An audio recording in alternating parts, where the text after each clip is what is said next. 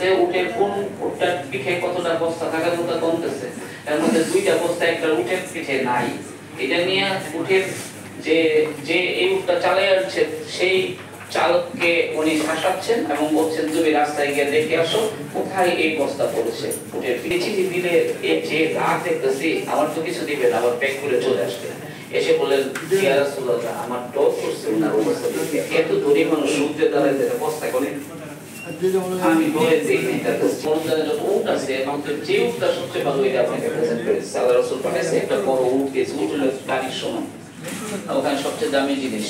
উনি বড় উটটা গিয়ে ধরলেন, ধরে ধরা দেওয়ার পরে ওই উটের পিছে পিছে আরো 8-10টা উট পিছে চলে যায়, কোনো রকমে ঠেকায় রাখা যায় না।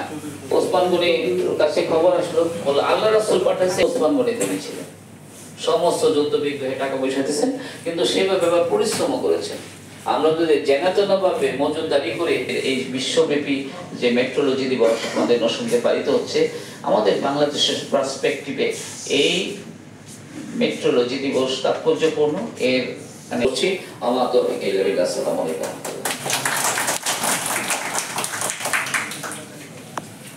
ধন্যবাদ স্যার বিশ্ব মেট্রোলজি দিবসের তাৎপর্য এত সুন্দর করে তুলে ধরার জন্য।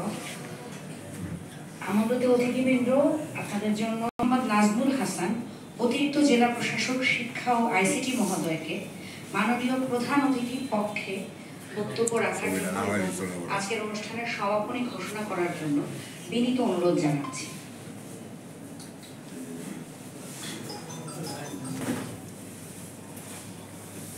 Measurement for all time, for all people. সর্বকালের পরিমাপ সকলের জন্য এই প্রতিপাদ্যকে সামনে রেখে আজ বিশ্ব মেট্রোলজি দিবস 2025 উপলক্ষে আমাদের মাঝে উপস্থিত আছেন বিশেষ অতিথি হিসেবে